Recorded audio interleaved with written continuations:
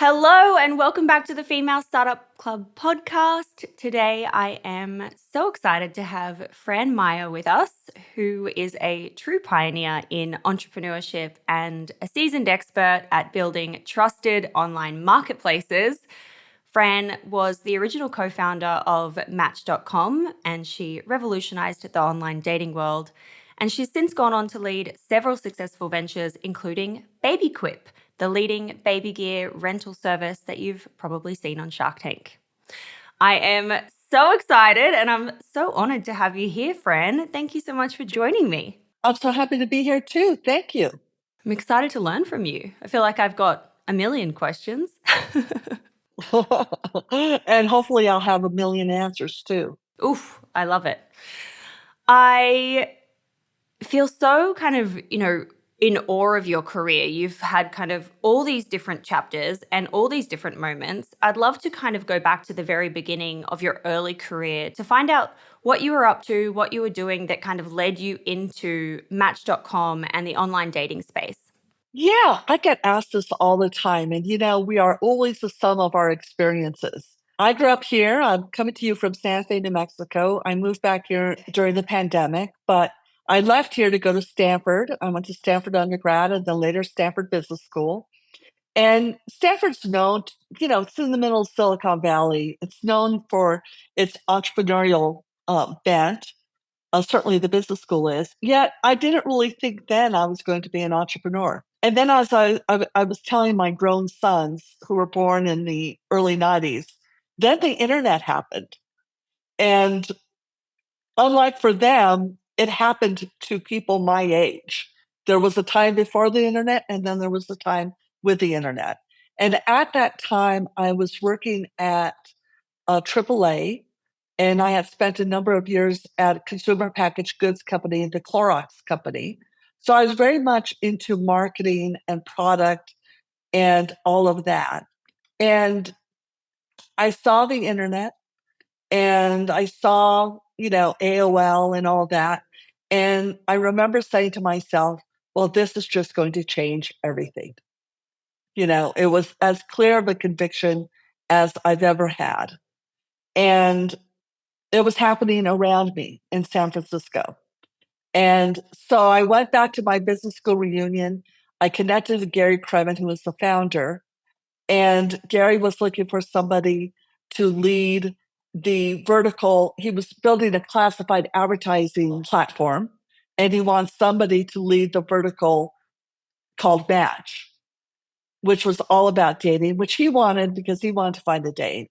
And I just looked at it and thought, well, what do I have to lose? This makes sense to me, you know, because I knew not so much from my own experience, but other people's experience that there had to be a better way to find somebody. And I joined up. Wow. Okay. And so what were you kind of doing in those early days? What did that look like at that time? I mean, the internet then versus now is so different. Oh, it was so crazy. Like, okay, I'm going to ask you, do you know what 14.4 means? No. What is that? In the mid 90s, people had to dial up to the internet, and the 14.4 refers to the baud rate, okay?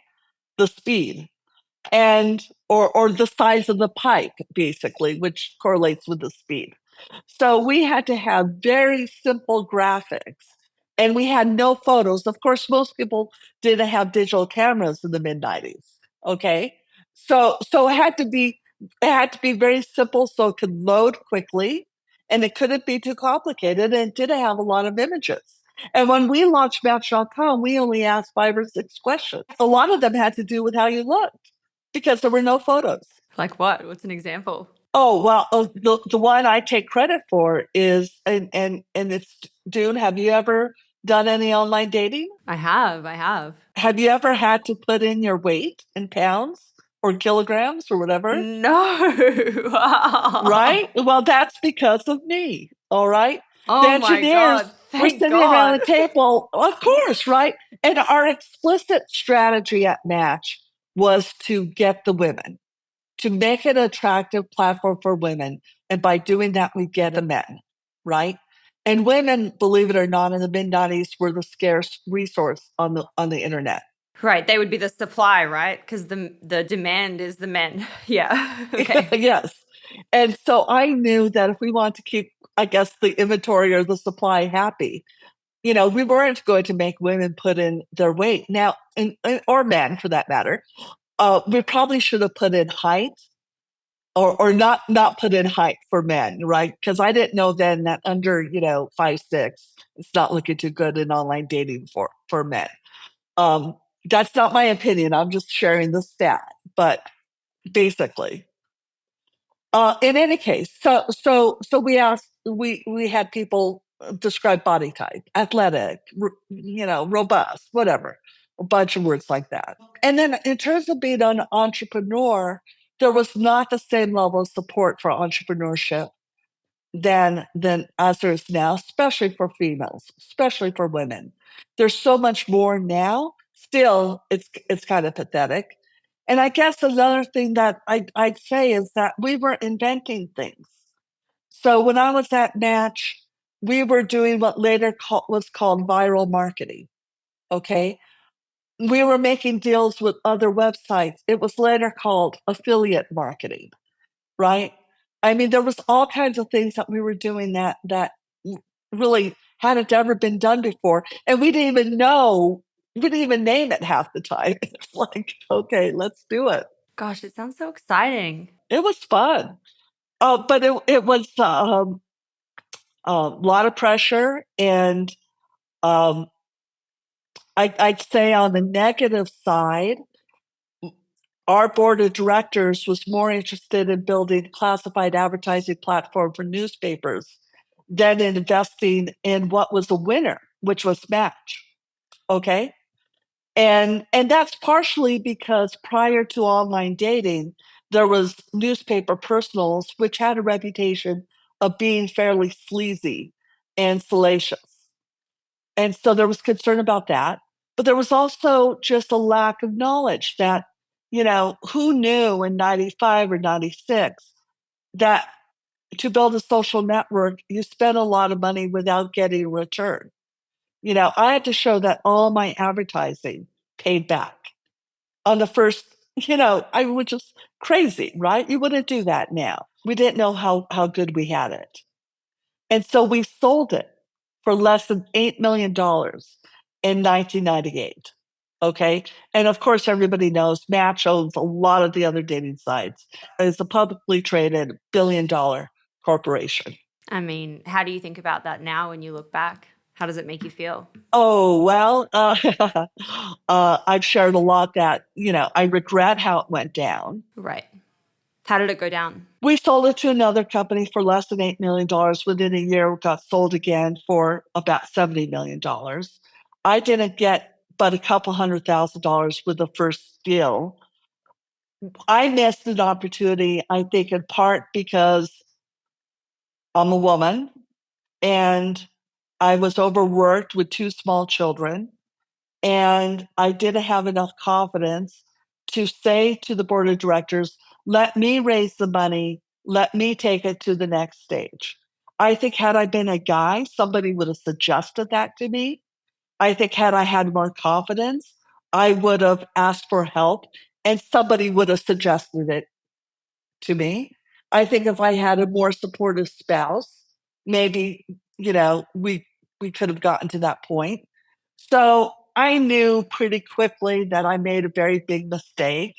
And I've had to console myself with a couple of things. One is, hey, I built one of the most important brands on the internet. I mean, somebody can't take that away.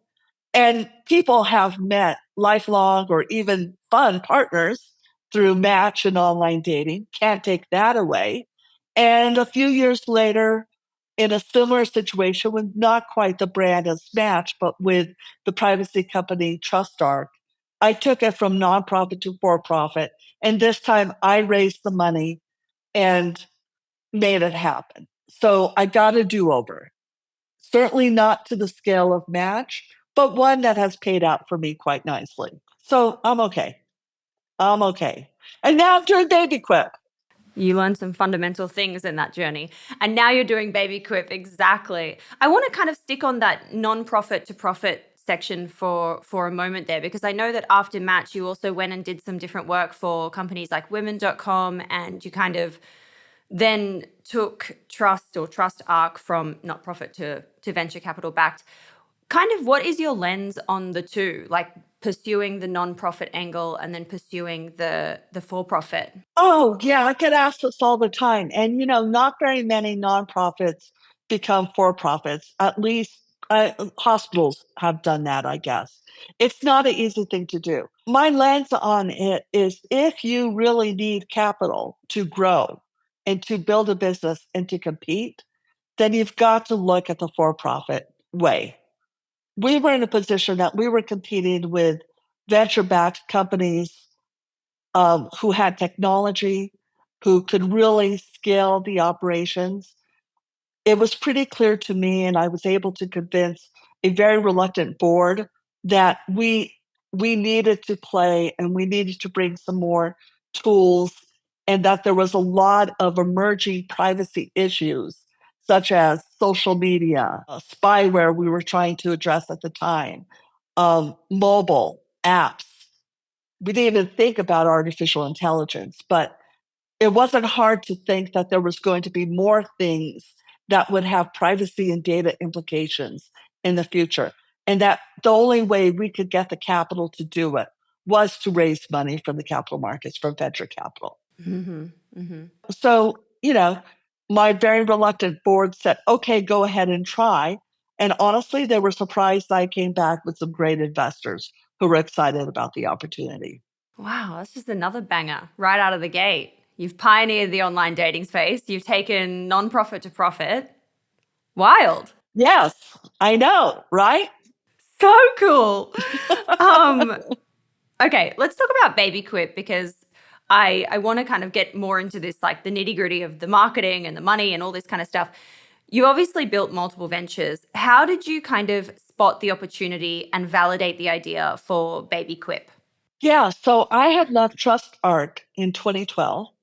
Around the same time, got divorced, moved from Alameda, California, which is across the bay from San Francisco, moved to San Francisco, bought a house, didn't know it, but it was like 5 blocks up and 1 block over from Airbnb.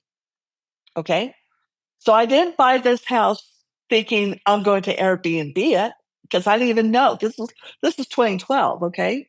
Another change in the economy of internet to this. But it was in the air. Yeah. So entrepreneurs, what do? We look at change and we think, okay, what's going to emerge? Or at least we try. And before a few months, I was renting rooms in my house in San Francisco. I had 3 stories, was renting rooms on 2 rooms on the top floor. I was making good money. I was like, I don't have to go work full time. I could just do this until I find what I want to do next. And then I was on a couple of boards. One of them that paid. And then I bought a couple of properties in Santa Fe, again, my hometown. And I was thinking, okay, what are the businesses that are going to emerge? And I looked at some property management stuff and I looked at some, how to organize the cleanings, and nothing really sort of floated my boat at that point. And I was advising at Women's Startup Lab, which is like a pre accelerator for women entrepreneurs. And it so happens that one of the entrepreneurs came from Santa Fe, again, my hometown. So I thought, I'm going to meet with her. And her whole thing, it was called Babyage, was renting baby gear to traveling families using gig economy people at the destinations. And I listened to her pitch, and, I basically said I should be your CEO. And we she didn't say yes right away, but we got together and talked things through. And by May of 2016, we launched the company. And in that time, I looked at what is, the market opportunity. And if Santa Fe was doing $30,000 a year, what would Anaheim do, or Orlando, right? Right. So I was looking at the market opportunity. I was trying to understand how hard is it to get the supply, and how hard is it to generate the demand. And in the first few months of the last part of 2016, that summer, I put in my own money to see how hard is it to generate the demand, how hard is it to generate the supply. And it pretty much was like if we put the supply in a market, we got orders. Okay. So there was pent up demand for something to help families. Now, do you have kids? No. Have you seen the kids and the families at airports struggling with all that gear? Yes. I've watched my godson and my best friend deal with shipping stuff to my house and then being like, what do I do with this when they visit? Right, right. So we solved that problem. And I think what was part of my thinking and what has proven to be true is the time was right for this kind of service, right? I mean, gig economy is well understood by people at this point. Everybody uses gig economy, and a bunch of us, I think the stat is like 40% of people do one kind of side hustle or another. You know, seems a little high, but okay. But people get it. But and millennial parents, especially, I guess Gen Z parents are starting to happen. They want to travel, they want to have experiences, they want to have those Instagram moments, right? So they value travel and they value conveniences. Mm-hmm. Mm-hmm. Many couples are, when they're traveling, they're taking a vacation with their kids. They want to make sure everybody's going to be happy, that everybody's going to sleep, you know? So having that crib or that snoo or something like that really makes a difference to their enjoyment of their vacation. Absolutely. When you say, you put the money in to kind of test that supply and demand, practically speaking, how much money do you need to put in? And like, what were you testing? Were you running ads on Google? Were you running paid ads on Facebook? Like, what was the kind of framework? Yeah, we did mostly it was ads on Google. I probably spent, I don't know, 50,000 over in certain markets, didn't really start to spend more money until we raised some money. One of the things that's interesting is the early advice was that we should just pick one market and spend money on getting the supply and the demand there. But I felt, hey, we're a travel brand. So I think we need to expand our supply everywhere and not try to do this concentrated thing because we're appealing to people who might travel from Los Angeles to Chicago to New York, and nobody had built a national brand.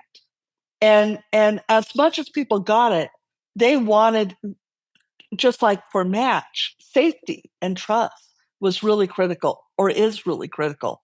Oh, you've brought up like a really good point that is like flowing into the next part of this interview that I want to ask you. But before I get there, I want to ask you two quick questions. Well, maybe they're going to be longer than a quick question. But first of all, how did you launch nationally? Like, how do you practically do that? America is so big. There are so many different areas. If you're focusing locally, that seems, so, I guess, more achievable. Yeah, it's a little bit counterintuitive, but basically what we discovered, I guess this goes to the supply side, that if we brought in the supply, the demand was not that expensive to get, right? At least initially.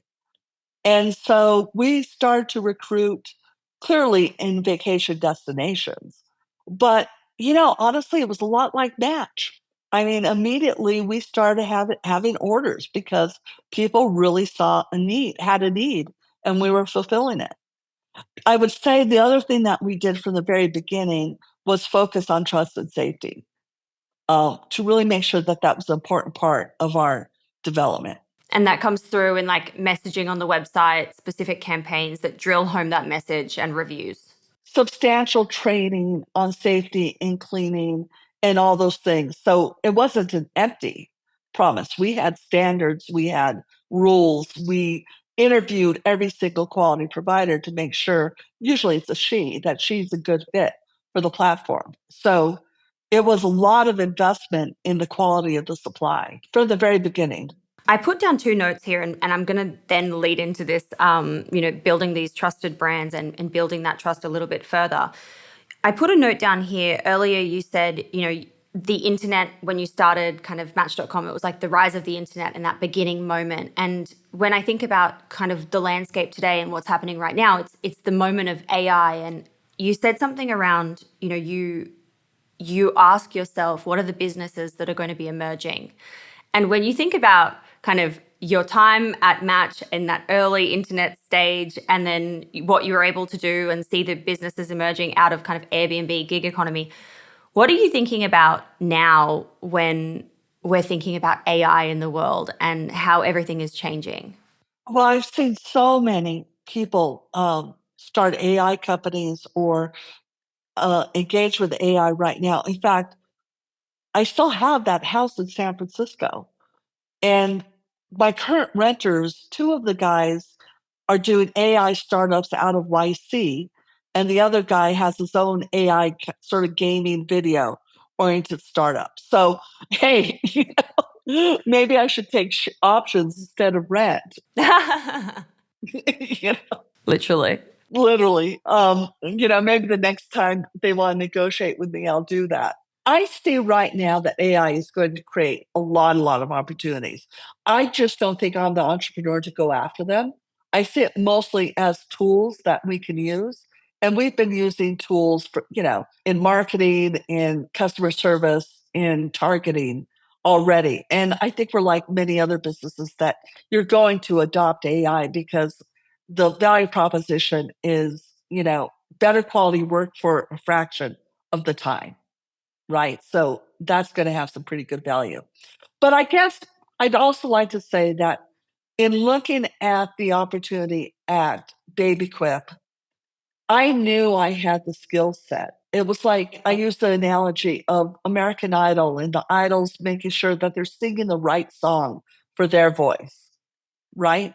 And so when I looked at BabyQuip, it's like, yeah, I know how to build trusted brands. I absolutely know how to do that.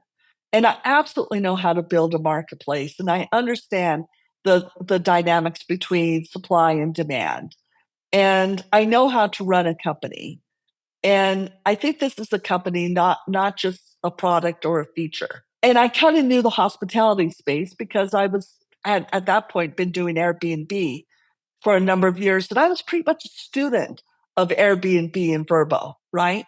So I kind of felt like, yeah, I have what it. Oh, and not only that, compared to the gal who started it out in New Mexico, I had connections. I knew people who could help me.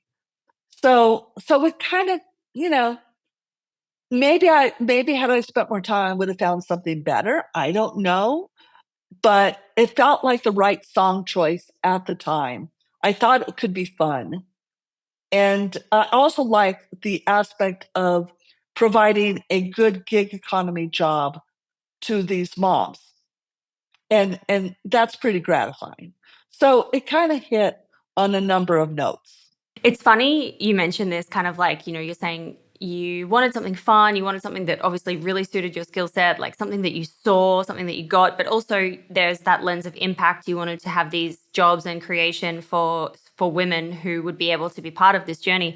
Yesterday I was recording an episode and we were talking about this notion of kind of your personal criteria of what you need and don't need in a business. And I was saying I have this checklist that over time, if something happens, I just kind of like put a little note in there to remind myself, like, yeah, this is something that I need and want out of business. And this is something that I wouldn't do again because I didn't do it well or whatever it might be. And I think it's so critical to have that kind of personal criteria, and you can get swept up in the, oh, well, AI is the trend now, like let's lean into AI. But like what you said earlier, it's like maybe you're not the right person to do that, and you really need to double down on your zone of genius and your superpower. Right. And I think especially as you get older and get more experience, you get a better sense of what you're good at. Plus also, I know tons of entrepreneurs and I've seen many of them really succeed at one thing or another, and maybe the same one not succeed at another one or whatever. And, you kind of learn not just from your own experience, but from the experience of some of your friends. Do you see any common themes with the ones that succeed and the ones that don't?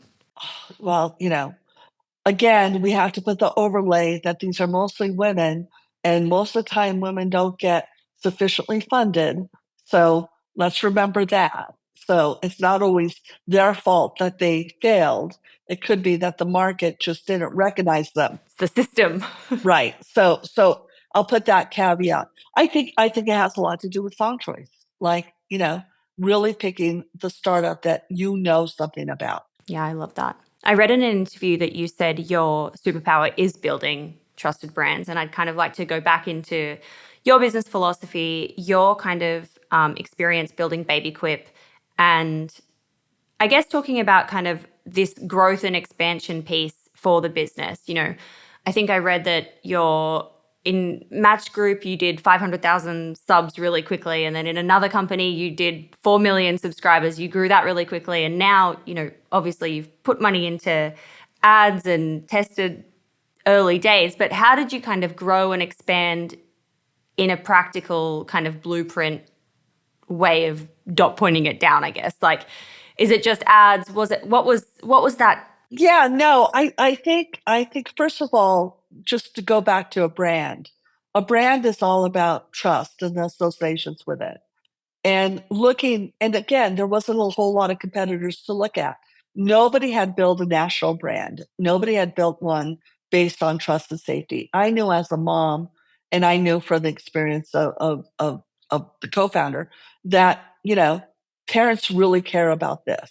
So the value proposition, rent, trusted, clean, safe, insured baby gear at your destination. It's pretty clear cut, you know? Or delight traveling families with everything they need. That was a fancy way that we put it, right? I also knew from my time at TrustArc and also at Nash, you got to deliver on trust and safety. Okay, it has to be real. So we invested in that. I think when you're doing a marketplace, you have to really understand the dynamics between supply and demand. And as I mentioned early on, we knew that it was really about getting the supply at first. And then we knew that this is a problem you're solving. So where do people go when they have a question or want to solve a problem? They're mostly going to Google, right? Rent car seat San Francisco. It's pretty simple. So it's pretty simple to to think through that would be our most efficient way to do it. I also knew that PR was important. And I really became convinced that social media and influencer marketing was pretty important to building our brand as well. So, just like with Match, I kind of started out with the cheapest demand generators, which in this day and age or that day and age was Google AdWords, right? Very finely targeted. That was going to be the most efficient. I knew that you couldn't get as good SEO, search engine optimization, without spending some money. We got a big lesson in search engine optimization when we changed our name from Baby Airs to BabyQuip in 2018. And our traffic just went. It also just went down. I guess we're on a podcast. Very, very rapidly. And it's because we had built some positive SEO with the name Baby Airs. And I think it coincided with the Google algorithm change. So we had to invest in what do you need to do to get good SEO? And there's a playbook. And eventually I hired a firm, still work with, that ran that playbook for us. But SEO and direct, but the best thing of all is that our quality providers were going above and beyond to deliver an exceptional service to their customers. And those customers told their friends. And those customers used us when they were traveling to other destinations. And those customers told their parents. And we have a 93 net promoter score, which is insane. Okay, it's insane. The best brands you and I think of don't have a 93 net promoter score. And I don't know that we early on we didn't measure it because who has the money? Um, you know, but I think when we started measuring it, it was a solid 70. Okay, I mean 70 or 80, really fine. But now it consistently is in the 90s, and that just points to the exceptional work that our quality providers are supplying to in serving families. How big is the team now? And like, how, to paint the picture, how big is the company? The corporate team is 20. It's mostly marketing, customer service, design. I haven't mentioned when Carrie, the co-founder, left in 2017. And, let me just say, startups aren't for everybody. And we're still friends, and she's got a great career going here in Albuquerque. My son, Joe, who had spent 5 years at Accenture, was ready to jump on and become our CTO. So I have worked with my son now for 7 years, and we were on Shark Tank together, which was super fun. Joe oversees the team and development team in Vietnam, and that team has grown. I'm not sure exactly. At least 8 people are working on BabyQuip, but for a lot less money because they're offshore than in the U.S. And then we have over 2,500 quality providers, really at this point across the world, including Australia, New Zealand, select locations in Europe. Our focus is still very much US, Canada, Mexico, Caribbean, because that's where Americans are traveling. And we're still, seed funded. So we don't have the money to go big in Europe at this point in time, or South America for that matter. Yeah, or Asia. You mentioned the seed funding, and this kind of brings me to the next thing that I wanted to talk about, which is more around this lens of money and fundraising as women and kind of the landscape here. You've obviously raised lots of venture capital, I think maybe 30 million for Blue Light or Trust Arc. You've accessed government funding. I think that was for BabyQuip. You've done a lot. Kind of what are your thoughts now when you think about a bootstrap company, fundraising, the landscape, how it's changed, kind of just more your overall, I guess, view and initial thoughts around raising capital or the money side of financing a business? If there was one thing I underestimated was how hard it is to raise money, Right. because I felt like I had done it before, that this was a good product. I think that this is less of an issue, but when we were very early seed stage, there was a lot of skepticism that this was a large market. I think we've silenced that to some degree. I think also, we've grown very rapidly, especially since the pandemic. But I think I underestimated the fact that babies grow, and not all families have more than one baby, and they don't travel all the time with their babies, right? So, if I'd considered those factors a little bit more, perhaps that maybe would have had an impact on my decision. But I think we've answered those critics. And I also think that we're going to be expanding into broader family, pet, outdoor gear, which nobody has really taken on at this point. So that's that. I think that the problem with raising money, especially, is that I've had 8 seed rounds, and that seems kind of ridiculous. But part of it is the pandemic. I mean, my God, that interrupted our growth absolutely. And why wouldn't it? And the fact that we survived it and grew so quickly after that, I think is really, really good. But marketplaces take a bit to get that flywheel going, right? And to get that growth. So it's hard. I also feel that by getting dribs and drabs, I probably haven't given away as much of the company as I might have otherwise. But on the other hand, I haven't raised enough money to be able to make mistakes.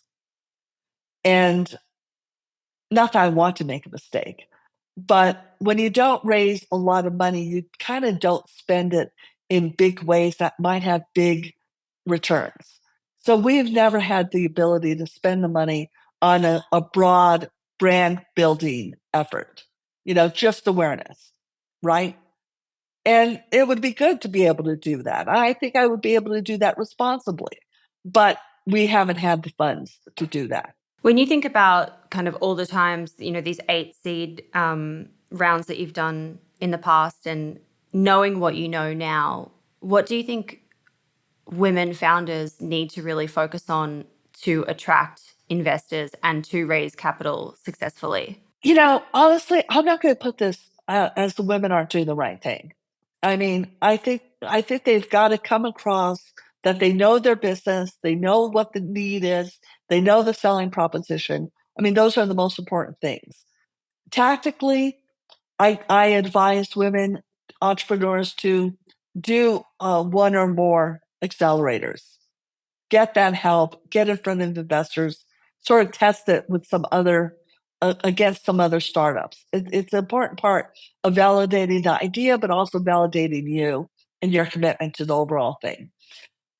In pitches, I tell women that we have to put our credentials up front because if you don't, they're going to wonder who you are and why do you think you're good at whatever startup you're looking at. Okay, so I think there's a lot of tactical things. I think as a society, we've got to make a decision that giving women 3% of the dollars is in no way reflective of the quality of women's intellect, drive, success, ideas. It is a completely biased and ridiculous situation that has not budged much at all, despite all the efforts people have been putting into it. Let's call it the last 15 years. It's hardly budged. It's pretty depressing. How do you think it will change? Or do you have any ideas on what the solution is? It is certainly obdurate. I mean, why hasn't it changed already? If somebody had asked me 10 years ago with everything that was going on in terms of accelerators focused on women, funds focused on women, and so on, I would have said it would have changed by now. I think fundamentally there's not enough wealthy women. And among the wealthy women, not enough of them are investing in what would be called alternative investments. And that should change. And maybe it will change. Absolutely. We can hope so and try. And I think we have to celebrate the wins that we do have. Right. I mean, going back to Match, when what's her name, Brittany, who started Bumble, Whitney. Whitney, right? I was happy for that gal. I was like, I should have done it, but I'm glad you did. I was happy for her. She's amazing. It hasn't been announced publicly yet, but it will be by the time this episode goes out. But I just got accepted into Techstars Australia, and I am so excited. So excited. And let me tell you, what entrepreneurs like me should do is advise entrepreneurs like you. Oh my God. Well, please, I would love that. I'm gonna follow that one up. Are you an investor? Do you invest in female founded companies? I have, and I've done pretty well. I've also invested in LPs that are committed, or I've invested as an LP in venture funds that are committed to women, such as How Women Invest and Portfolio. So I invested in Portfolio. I'm also LP in one of the portfolio funds. I'm LP in How Women Invest. And I might do individual investing, but I think for me, I'm comfortable with investing under these umbrellas for the benefits of the diversification. Yeah, absolutely. I'm conscious of the time, and I wanted to kind of circle back to something that you mentioned at the very beginning, that maybe you'll be open to talking about, but maybe you won't. You mentioned the importance of having a supportive partner and how that can impact your business journey. Are you able to share kind of more about that generally? Yeah, I mean, I think I'm a different generation than you, right? I'm old enough, I'm sure, to be your mother. And I think that for women of my age, I'm 62 right now, and couples that got together at that age, there were not very many role models on how do you have a successful marriage and a successful partnership. And we were still very committed, I think, to a lot of traditional values, like having children, which of course I'm happy I did. And one of them works for me and they're both fine young men. And, but there really weren't a whole lot of role models. They're also for both the men and the women. I mean, how do couples both with careers really manage them and get the support that they need and not feel guilty or point fingers about it, right? Um, I also think there were not a lot of support for entrepreneurs. I mean, crazy hours and crazy expectations. I think that settled down a little bit more. My God, look at remote work, how much easier that might. I think it makes things easier for families. Most of my all BabyQuip's uh, a remote company. During the pandemic, it was tough though. Almost all my employees had children at home, from babies to teenagers, and it was rough.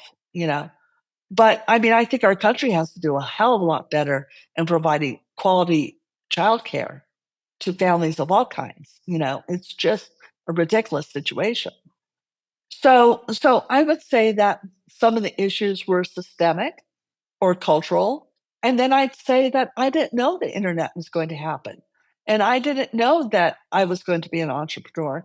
And I didn't know that his risk profile and my risk profile were completely different. What profile? Our individual risk profile. Risk profile. Got it. Got it. Okay. Yeah. Right? But I know my sons, when they date or get serious about somebody, they'll discuss that, you know, or attitudes about money or things like that. So it's definitely a different time. And we were caught up in a different time. And I don't know that, um, I mean, there were other issues, of course, but, I can't put it all on him or me for that matter. Totally. Totally. Yeah. I think it is so interesting having that, those, I guess it comes down to communication and having those conversations with your partner and being, yeah, aligned on goals and personal values and Also, we were young. I mean, how do you know these things?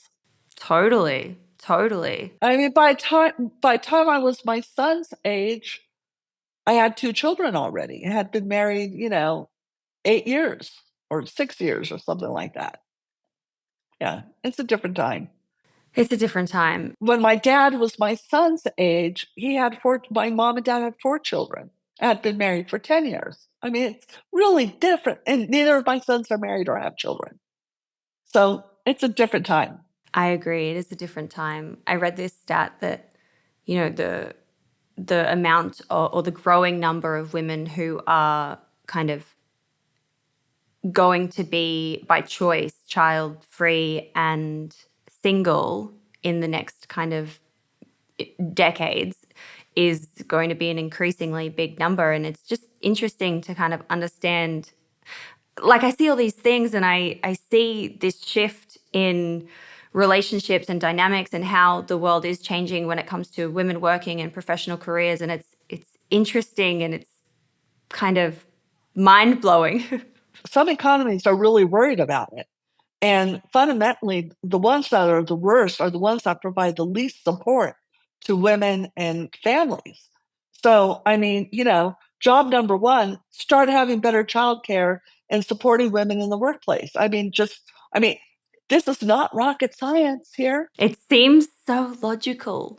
You're like everything just seems to be like, but it's so simple. The solution just seems so simple. We don't put enough money into women founders, just put money into women founders. you know? Yeah, you want women to have babies? Well, make it easier for them to have babies. I mean, it's just kind of insane. Then there's a lot of pressure that I think people put on yourselves. I remember telling my dad one time that, I didn't think we could afford having a baby. And he looked at me and said, poor people have children all the time. And I'm like, oh, okay. There's this expectation that you have to give them everything. And I mean, you do to the extent that you can. But that's all, right? That's how I feel. I feel overwhelmed with that feeling of the financial commitment and the expectation and the timeline and being excited. I'm not trying to say it's easy, but it can be done. I mean, clearly, right? Clearly. It can be done. I am not trying to convince you, nor do I put the heavy pressure on my children. It has to be a very personal, and it has to be something you really want to do. I would say there was a little bit of an expectation rather than a choice when I was that age. Right. Right. Yeah, I think this is also starting to shift. This isn't to say that I'm disappointed, but I'm glad I have my boys. Yeah, Oh yeah, no. But I know what you mean. It again, it was a different time. it was a different time, right? I want to wrap up by getting your kind of most juicy, most valuable, most best piece of advice that you can share to anyone who is listening at the moment and either wanting to start a business or maybe has one and is in the early stages of their journey. Well, the one that comes to mind because of the thing that we were just talking about is I think people, and I think women especially, start thinking about all the problems in the future that they're going to have to solve and get overwhelmed. And I'm like, you only have to solve today's problems today. Okay? And when you're starting a company, and I'll give an example. Early on, we realized that we needed to collect tax or remit taxes. We didn't have enough money to build the whole tax infrastructure. And we were so small that, authorities do not come after me. We pay our taxes now.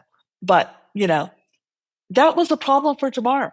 And when that tomorrow came, when we got to a certain point, we figured it out, right? In other words, don't solve tomorrow's problems today. Just keep the focus on what needs to happen because you'll get overwhelmed. You'll get totally overwhelmed and think you can't do it. And when it comes time, I mean, startups have a way of having their own momentum. You build the team, you hire some people, you fire some people, you learn this lesson, you make this partnership. You get to a certain point that you raise this money so you can solve this problem. It all happens. You don't have to worry about how it's going to happen at every step. It will happen I love that. One foot in front of the other. one day at a time. There's a million ways of saying it. I mean, tactically, pick 5 things that you're going to do today. 5. That's it. Just do those 5 things. These are tactics. They're not, the big thing, and I talked about it earlier, what especially for women, you got to have the confidence that you can do it, that you're going to make it happen. And if you have the confidence, you probably will make it happen. I love that. Fran, this was so awesome. I feel like I could have asked you 700 million more questions about every different chapter in your life. I am so grateful to have had you on the show. I'm so grateful to have your learnings. Thank you so much. Thank you. I enjoyed it too, Doone, and let's connect.